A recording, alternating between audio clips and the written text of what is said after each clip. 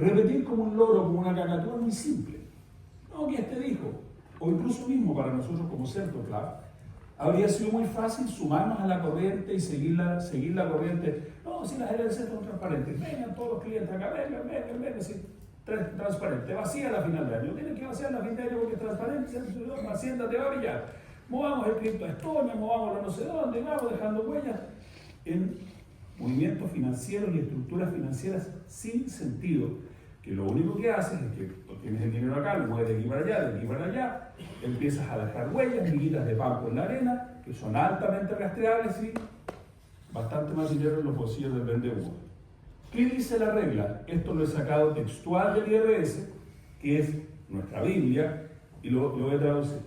Una foreign owned US legal entity, una compañía de dueño extranjero en Estados Unidos, disregarded, es una compañía desenganchada, es una compañía doméstica desenganchada, que es un 100% de propiedad de una persona extranjera.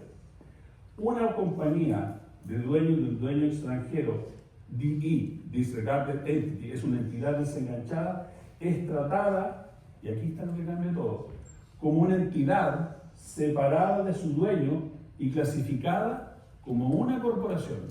Y como dije, bullshit, con total responsabilidad, cuando nosotros hablamos de fiscalía americana, una corporación no es una entidad que sea transparente. Es decir, yo como propietario distribuyo los beneficios que yo considere o quiera para mi entidad. Puedo distribuir el 100% o nada. ¿Por qué? Porque estoy clasificado como una corporación. No soy una LLC pass-through. Entonces, ¿qué quiere decir eso? Que yo al fin de año tengo mi dinero, el que sea, 100, 200, lo que sea, y yo digo, ¿sabes qué? Este año no distribuyo. Y no pasa nada. Y ese dinero no distribuido será imputable a la agencia tributaria como renta mundial. ¿Por qué? Porque no está distribuido. Entonces, cuando yo he hablado de la moneda de dos caras, primero que nada tengo que entender cómo funciona mi fiscalidad en el lugar donde yo monto y cuál es la regla que me otorga ese lugar donde yo monto. Y luego, cuál es la regla que tengo yo como contribuyente en mi país que cumplir. Por lo tanto, si la regla americana, y esto es aceptado por la agencia tributaria española, si la regla americana dice algo, ese algo primero se tiene que cumplir allí y luego el resultado que se me atribuye a mí es lo que yo tengo que reportar en mi país de origen, sea el lugar que sea. Por lo tanto, nuevamente, si una compañía está definida por el IRS, es decir, la Hacienda Americana, como una entidad separada de su propietario y clasificada como una corporación, esta compañía no puede y no va a actuar como una entidad transparente. Por lo tanto, todos aquellos que dicen que la entidad es transparente y hay que vaciarla a cero, realmente bullshit, porque no conocen esta regla y porque finalmente todas aquellas estrategias de chiringuito financiero son simplemente eso, estrategias de chiringuito financiero con casos tan aberrantes que escuché por ahí como es que hazte un NFT y luego devalúalo artificialmente para que la compañía haga cero. Bullshit. Y nuevamente bullshit. ¿Y saben por qué?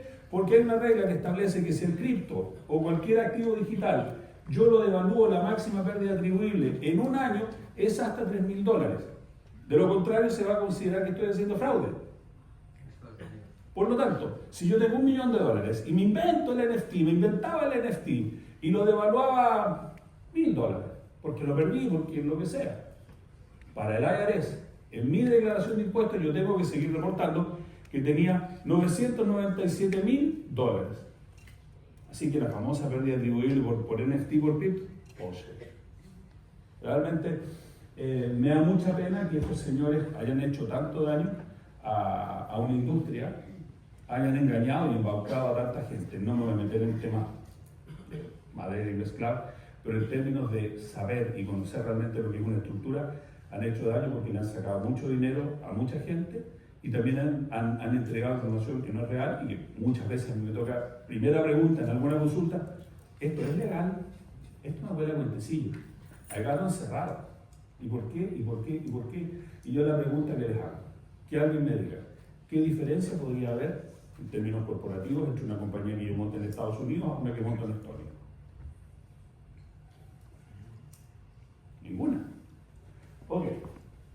Entonces, digamos, Estados Unidos es un paraíso fiscal, tributando con un ILC al 0%, no haciendo declaración de impuestos, con opacidad total en algunos estados, con un secreto bancario inviolable, estrictas leyes de protección de datos.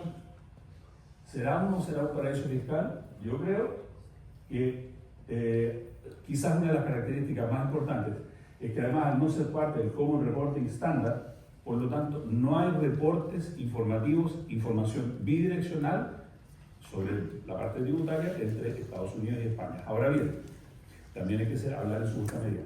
Si hay temas de lavado de activos, si hay temas de corrupción, si hay temas de oligarcas corruptos, por supuesto que toda esta regla va a desaparecer y ya entran los organismos de seguridad que van a ir a por ti, porque eso ya es una actividad criminal. No estamos hablando de inversión financiera, estamos hablando de actividad comercial y eso es perseguido aquí y en cualquier otro país del mundo.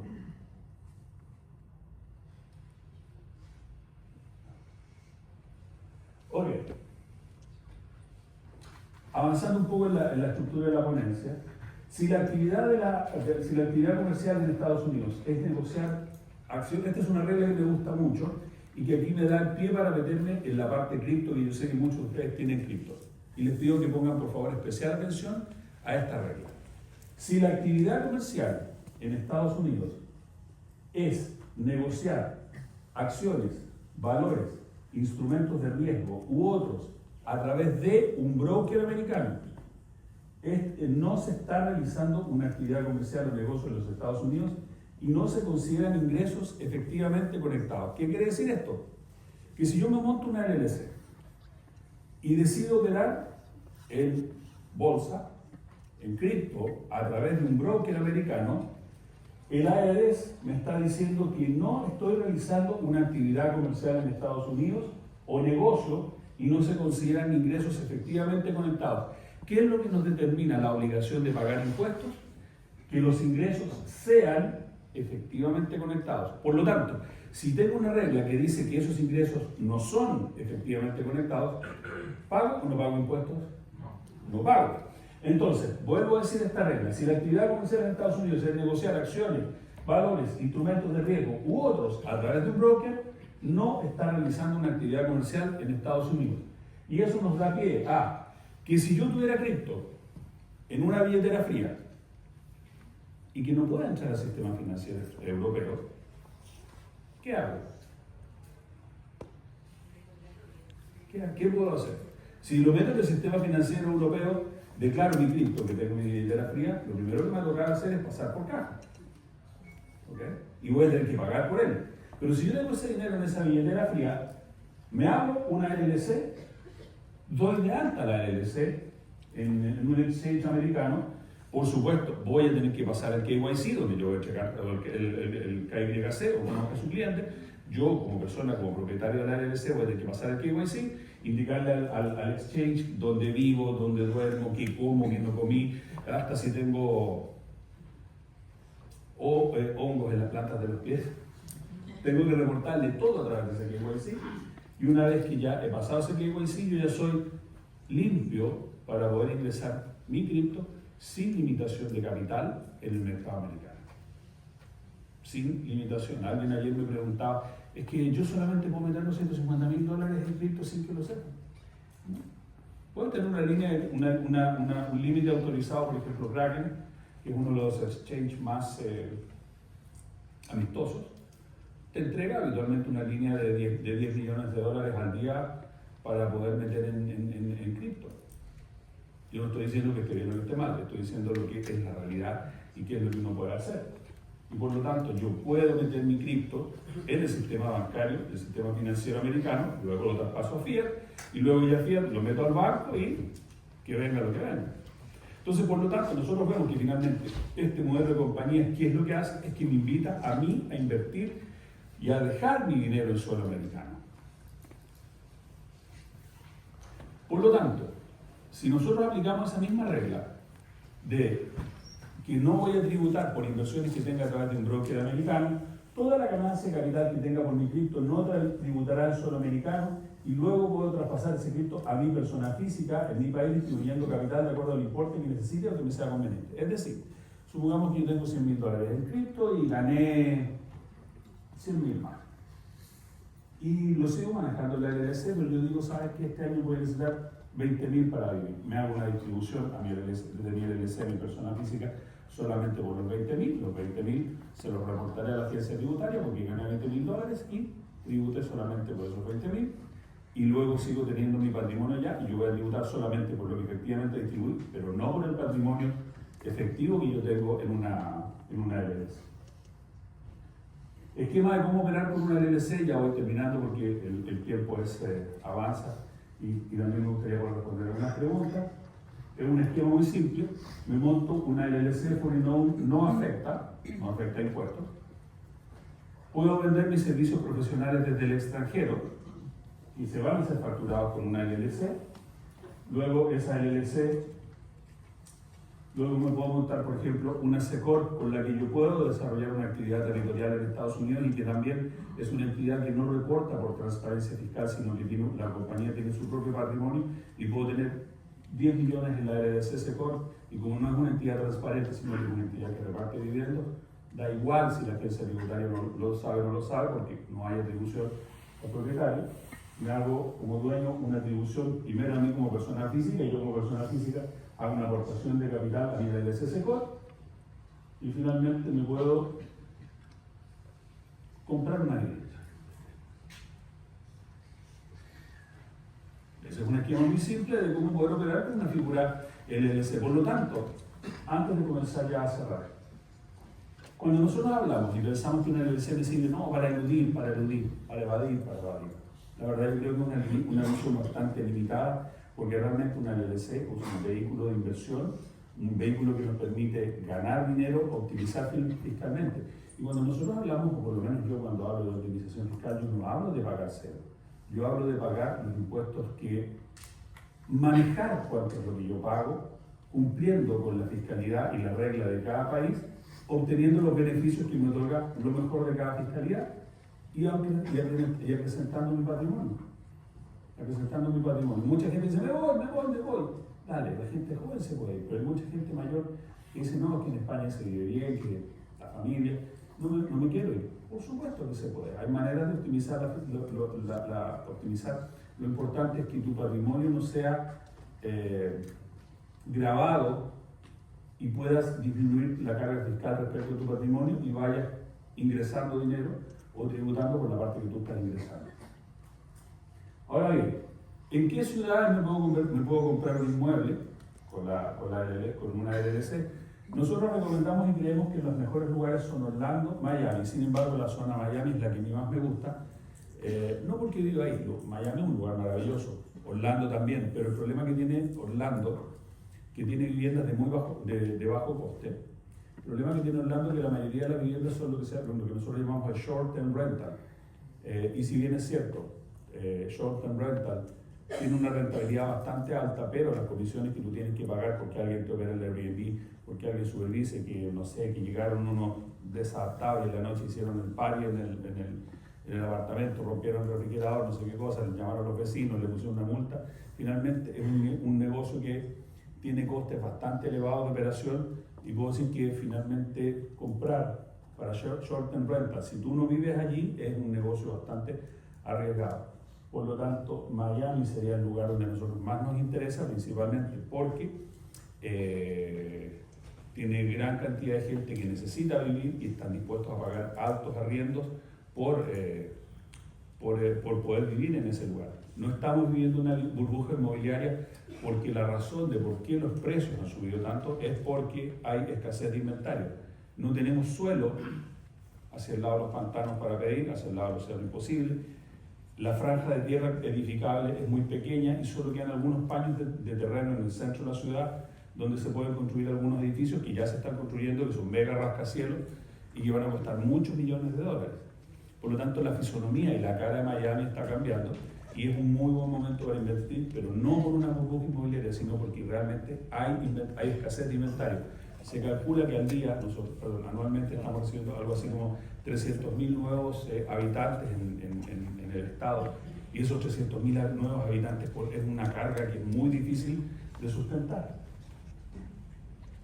¿Qué rendimientos podría obtener netos para pagar, que obtengo después de pagar mi hipoteca? Con una apreciación conservadora de un 5% anual en 3 años, tu propiedad de unos $300.000 podría costar unos $345.000 y habría acumulado alrededor de unos $40.000 por conceptos de alquiler.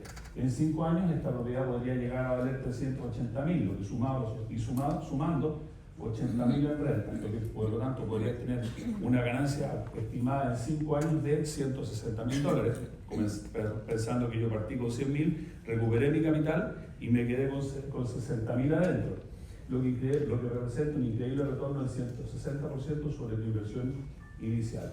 Y con números estimados aproximadamente de $1.000 del cash flow, que puede ser un poquito más, puede ser un poquito menos, pero estamos utilizando ese número como una referencia de lo que uno pudiera esperar de tener como cash flow mensual.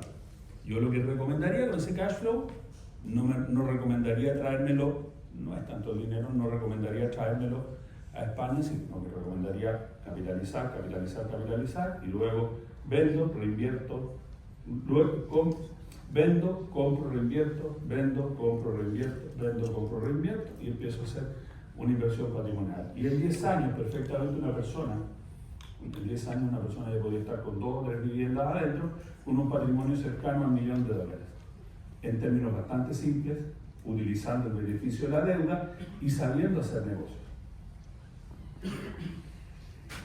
¿Cuánto tendría que invertir yo? Unos $100.000 aproximadamente, para poderme comprar una propiedad de unos $300.000, aportando solo el 30% y financiando el resto.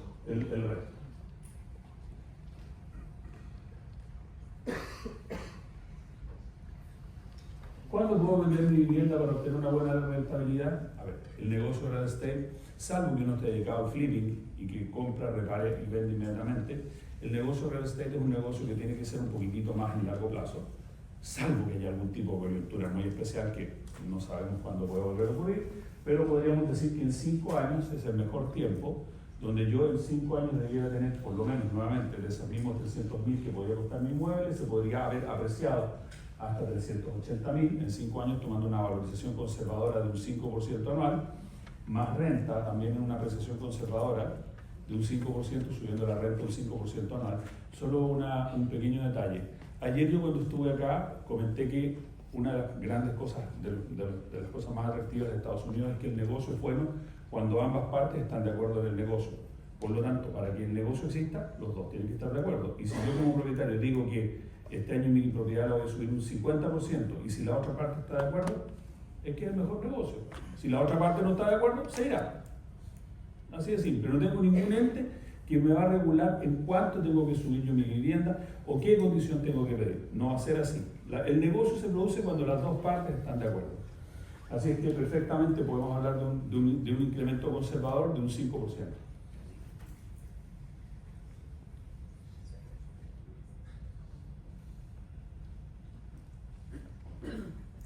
Las condiciones para la hipoteca son financiación máxima de un 70% para una propiedad de un mínimo de $300 a tasa aproximadamente al 6.5% anual, que cantidad de años a 30 años, que son los créditos habituales que se viven en Estados Unidos, pero ojo, nunca un no residente se compra una vivienda a 30 años, siempre se da un poco la lógica, cada 5 o 6 años se produce la venta, básicamente para hacer ese ciclo financiero de los 5 años. ¿Y puedo tener varias casas? Sí, tú puedes tener las que tú quieras, siempre y cuando tus riñones y tu espalda te den para tener las casas que tú quieras. Todo este negocio es un hermoso proyecto que nosotros ya lo estamos ejecutando con Latinoamérica y que al día de hoy lo tenemos desarrollando con Juan Aro, Pedro Martos y está abierto. Les agradezco mucho el tiempo, la atención dispensada. Espero haber podido derribar algunos de los mitos que existen sobre la Fiscalía Americana. Entendamos nuevamente la parte más importante, entender que esta es una moneda de dos caras, donde yo por un lado respondo y respeto a la Fiscalía del lugar donde yo monté mi compañía y luego por otro lado yo, en la segunda cara de la moneda, soy yo quien tengo que reportar a mi agencia tributaria, la que sea, del país del mundo que sea. Eso es lo que yo tenía para contarles. Ahora abro a preguntas y por favor, que hayan 2 preguntas.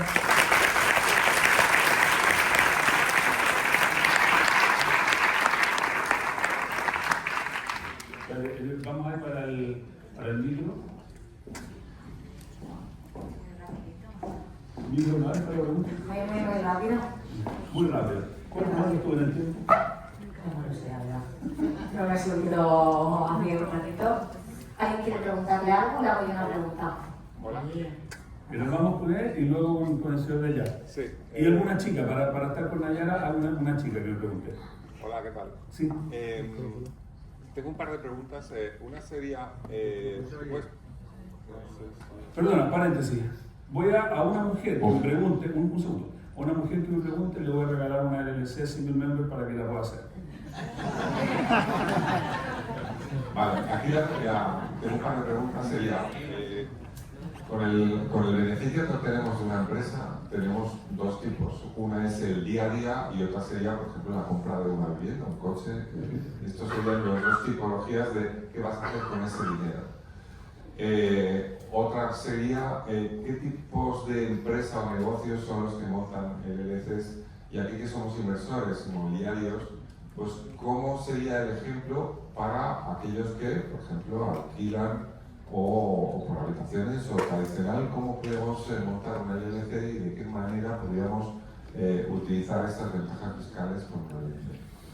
A ver, yo creo que la ventaja sería comprar un inmueble principalmente y ese inmueble o ese patrimonio que tú vayas haciendo en Estados Unidos, en primer lugar, no sería transparente. Cuando digo transparente lo hago entre comillas porque la agencia tributaria perfectamente podría saber que tú tienes ese patrimonio, pero por el tipo de estructura, como es desenganchado de ti, aun cuando sea un gran patrimonio, no sería reportable en España y solo por los dividendos. Y ahora, respecto de cuál sería el negocio, eso yo creo que depende más bien de ti, en el caso a caso, y hay que irlo viendo, pero por regla general, la inversión que tú tengas allá, bajo ciertas condiciones, bajo el tipo de compañía que tú eliges, va a ser un tipo de compañía que no va a ser tributable por ojos de la agencia tributaria. No sé si ¿Y hacerlo en España? ¿Ah? En España, o sea, comprar y alquilar en España. Es que lo que pasa es que ahí no es un buen negocio, no es un buen negocio. Quizás utilizarlo como una cabeza de holding, pero por la ley del blanqueo de capitales, tú finalmente al montar una LLC, si la LLC compra algo acá,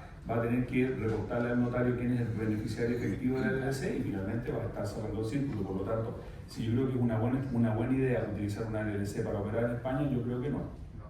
Yo creo que no. Siguiente pregunta, antes de ella le vamos a montar una LLC. Muchas gracias por tu ponencia. Te quería preguntar, cuando todos tus productos y todos tus servicios son gestionados en España, tú creas una LLC, ¿de alguna manera pueden reclamarte impuestos, pueden reclamarte declaraciones de renta, pueden reclamarte informes de cuentas?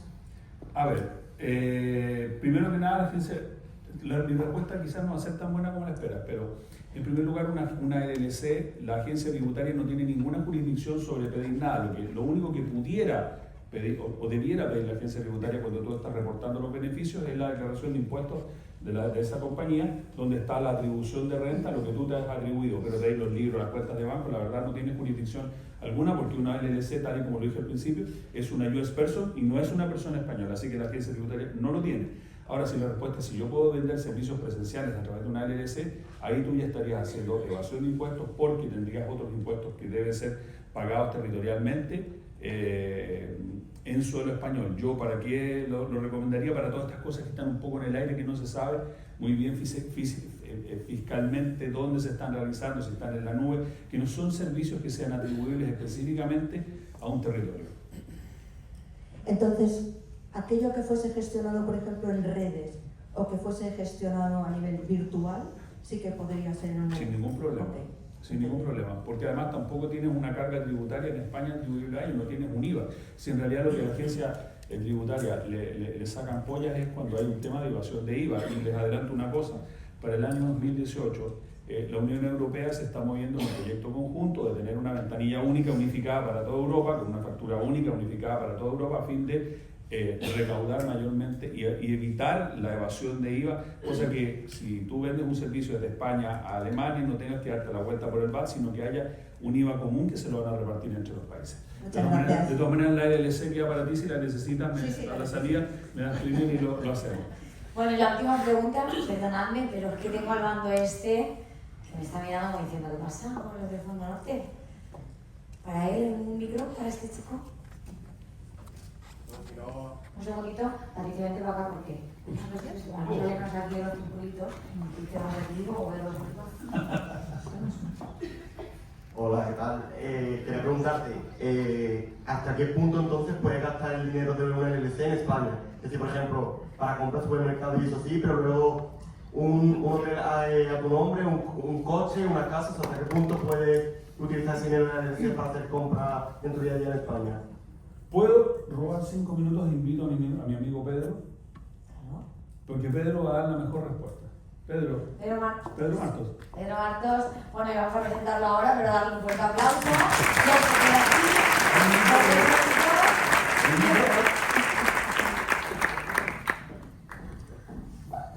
A ver, ¿por qué quise invitar a Pedro a esa pregunta? Es básicamente porque hay un tema súper importante. Como dice mi amigo Pedro, no usemos la tarjeta para gastarle los números de la parte de atrás. ¿Qué tal? Buenos días.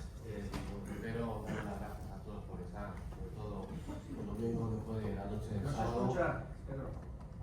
¿No se me escucha? Ahora sí. Perdón.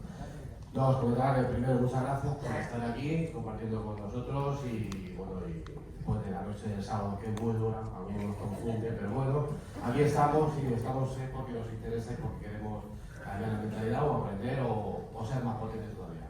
A lo que me estabas preguntando, vamos a ver, si yo quiero cerrar un círculo de tal manera que no pague impuestos en España, porque de hecho no tengo ingresos arraigados en España, y lo estoy haciendo todo online y demás, tengo un dinero fuera, en un estado fuera, que tengo para soportar, como ha comentado bien Patricia.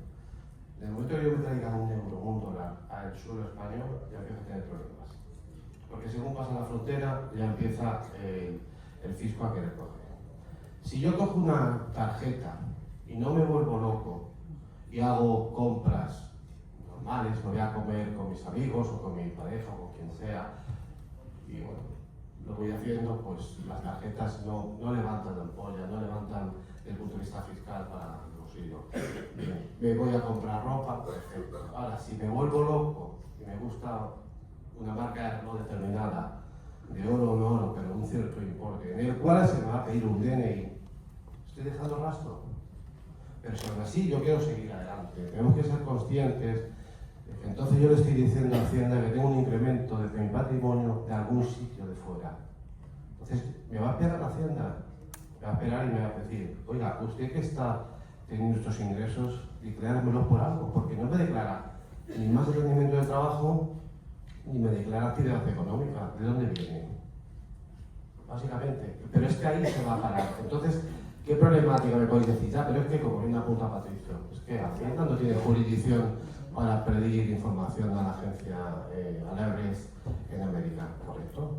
Pero tiene la información del banco de todos los ingresos y de todos los pagos. Por lo tanto, al final